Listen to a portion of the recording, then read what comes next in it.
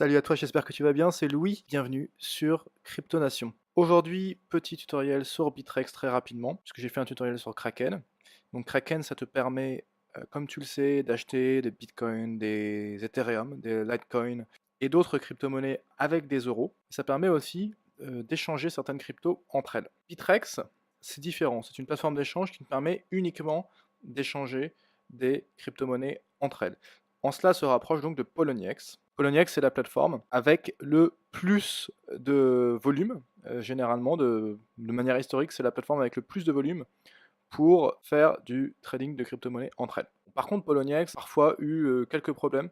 C'est déjà arrivé plusieurs fois donc, que Poloniex soit soumis à des attaques par des nids de service, donc ils sont pas mis leur site et ils n'arrivent pas à le maintenir en ligne, donc ils ont du mal à se protéger, à tel point que donc, certaines personnes se demandaient si Poloniex ne faisait pas exprès parfois de mettre le site hors ligne. Ils ont été sujets à ce genre d'attaque. Après, de la même manière que Coinbase a eu quelques problèmes dernièrement aussi avec les attaques par les nids de service, donc c'est quelque chose d'assez répandu malheureusement. Donc voilà, il y a certaines personnes qui préfèrent Poloniex, certaines personnes qui préfèrent Bittrex. Aujourd'hui, je dirais qu'en termes de fiabilité, par rapport à ce que je vois dans les commentaires que peuvent faire les uns et les autres, donc parmi la communauté, il semblerait que Poloniex ne recueille pas forcément que des avis positifs par rapport à la fiabilité, mais ça reste un échange sur lequel vous pouvez trader. Mais c'est vrai que je préfère tout de même utiliser Bittrex. Si on compare donc Poloniex et Bittrex, vous voyez 294 millions donc de dollars en 24 heures pour Poloniex, et on n'est qu'à 101 millions de dollars échangés dans les dernières 24 heures. Donc on a une liquidité qui est un peu moins importante. Ça reste bien sûr une liquidité acceptable et honorable, c'est pas rien 101 millions. Vous voyez qu'on a un nombre extrêmement important de paires disponibles sur Bittrex. Évidemment, selon les paires, vous allez avoir une liquidité qui est plus ou moins importante. C'est pour ça que sur les paires, le volume de trading est le moins important. Vous allez pouvoir assister à de la volatilité très importante avec des pumps et dumps. Donc certaines personnes, enfin, certains groupes vont s'amuser à faire de la manipulation de cours et pourront le faire très facilement donc sur les plus petites capitalisations. Donc c'est moins un problème évidemment, donc voilà, si vous êtes sur les paires les plus échangées, c'est même pas du tout un problème quand on est sur Bittrex, même si la manipulation de cours évidemment c'est un peu le sport national des crypto-monnaies, donc vous allez avoir ça sur n'importe quelle paire, sur n'importe quel échange, donc de toute façon il faut que vous soyez prêt à ça. Mais donc Bittrex, ça reste un échange sur lequel on a un choix extrêmement varié donc de crypto, tout en ayant un bon niveau de fiabilité et un bon niveau de liquidité si on le compare à d'autres échanges avec énormément de paires par rapport à un Cryptopia ou un Liqui.io. On a quand même une liquidité qui est plus intéressante, mais qui reste donc plus faible que Poloniex. Donc si vous avez une préférence pour Poloniex, eh bien vous n'hésitez pas à utiliser Poloniex. Donc je vais vous montrer comment on utilise Bittrex assez rapidement. Donc comment ça se présente quand on est connecté Bittrex,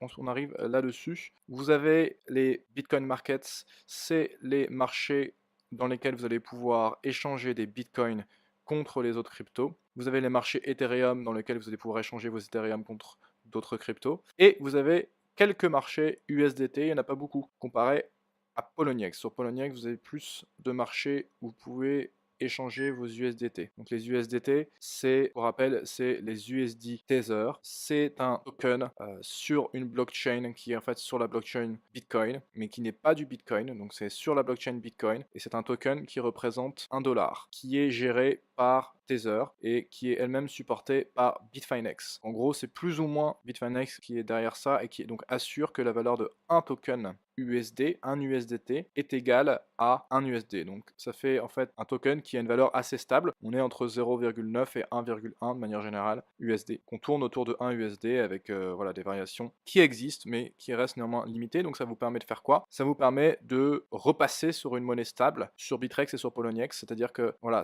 au lieu de repasser en fiat, puisque vous ne pouvez pas repasser en fiat, puisque vous ne pouvez pas mettre d'euros, vous ne pouvez pas mettre d'USD sur ces échanges, vous avez cette possibilité éventuellement de passer en USDT. Donc sachant que là, évidemment, on n'a que 3 paires. Donc voilà, en fait, vous avez que USDT, BTC, USDT, ETH. Là, vous avez un certain nombre de paires Bitcoin et de paires Ethereum. Soit vous les trouvez ici donc et vous cliquez dessus pour accéder au marché. Sinon, vous allez ici dans B-Markets, donc dans Bitcoin Markets, et vous tapez donc le nom de votre crypto et vous atterrissez sur la page correspondante. Donc voilà, donc là on est sur la page pour une crypto en particulier. Donc comment ça se présente? Ici vous avez l'historique. Donc là je vais vous donner une astuce pour avoir cet historique en plein écran si vous êtes sur un écran de taille limitée. Là on a la partie trading dans laquelle vous allez pouvoir placer vos ordres. Donc ça se présente évidemment d'une différente manière que Kraken. Une manière un peu plus simplifiée et un peu plus compliquée à la fois à comprendre au début. Mais en tout cas, on a une partie achat et une partie vendre. Donc voilà, mécaniquement, je vais utiliser la partie gauche quand je veux acheter la crypto concernée et je vais utiliser la partie droite quand je veux vendre la crypto concernée. Je vais rentrer après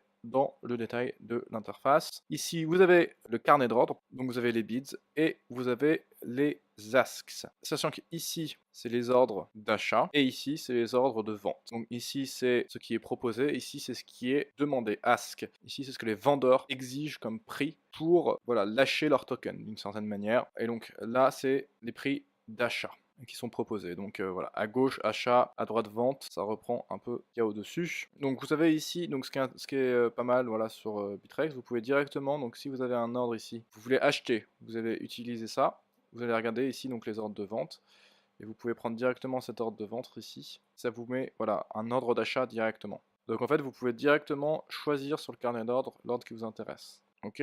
Alors évidemment, ça n'a pas grand intérêt de choisir un ordre qui est après le premier dans la liste. Vous avez ici donc les ordres ouverts si vous en avez d'ouverts. Ici, l'historique des ordres qui sont passés, les derniers ordres qui sont passés, qui ont été exécutés.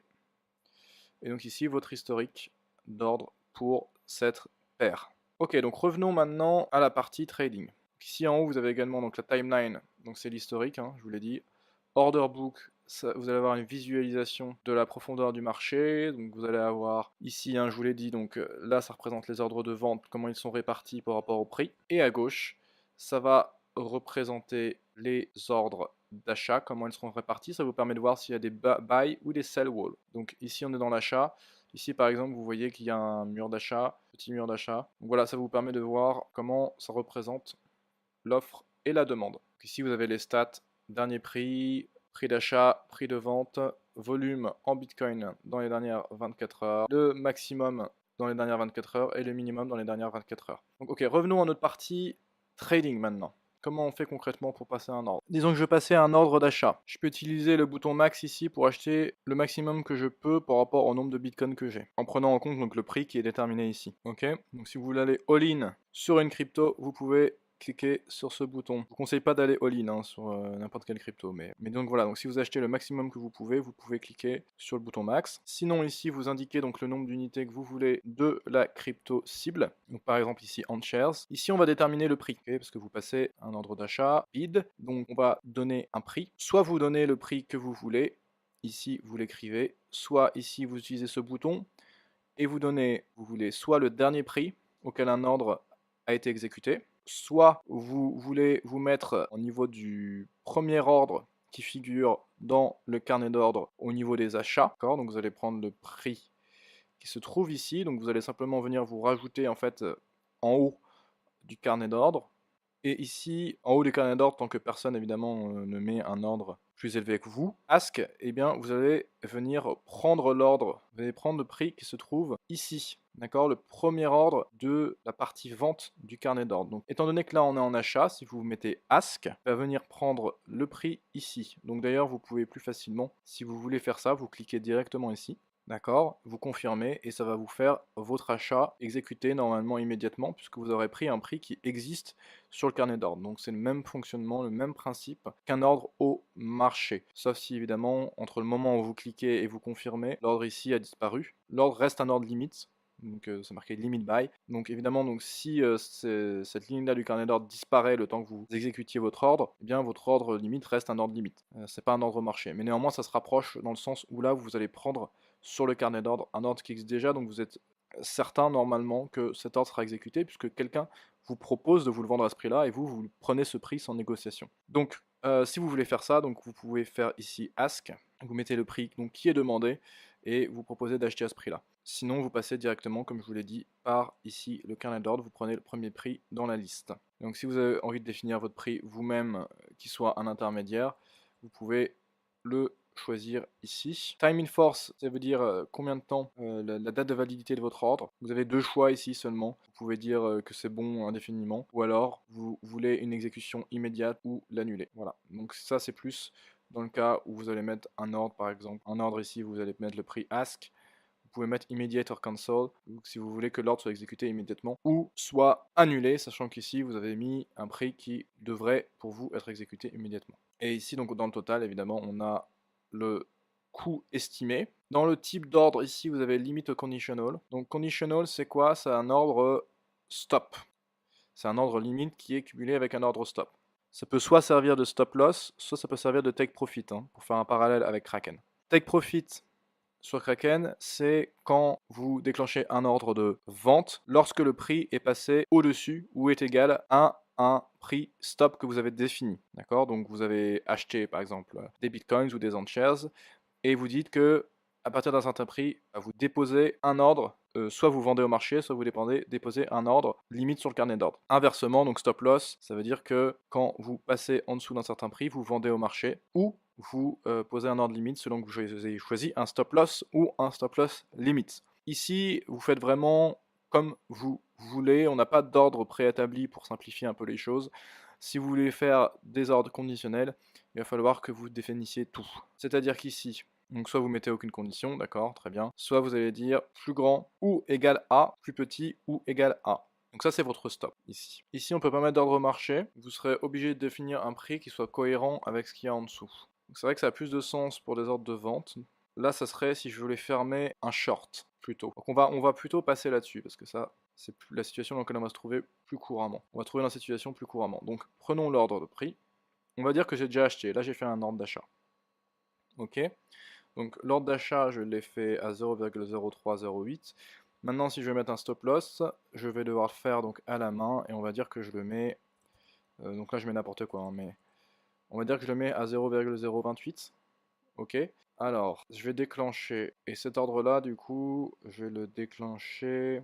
On va mettre la condition less than or equal. Donc ça veut dire que quand c'est inférieur ou égal à 0,028, on va exécuter notre ordre. Donc là, je viens de faire un stop loss. Condition que j'ai acheté avant, si j'ai acheté des shares, là, c'est l'équivalent de faire un stop loss. Quand j'arrive ici, donc à 0,028, c'est ici qu'est la condition, je vends à 0,028. Donc là, ça va pas marcher, il faut que je mette ici 0,026 par exemple. D'accord? Donc voilà pour le conditionnel. Donc j'ai montré un peu tout pour ce qui est de l'interface de trading, pour faire de l'achat-vente. Maintenant, pour la timeline, je vais vous montrer une autre manière d'accéder à la timeline. Si vous voulez avoir un graphique en plein écran, vous pouvez changer l'adresse ici, indiquer cette adresse-là.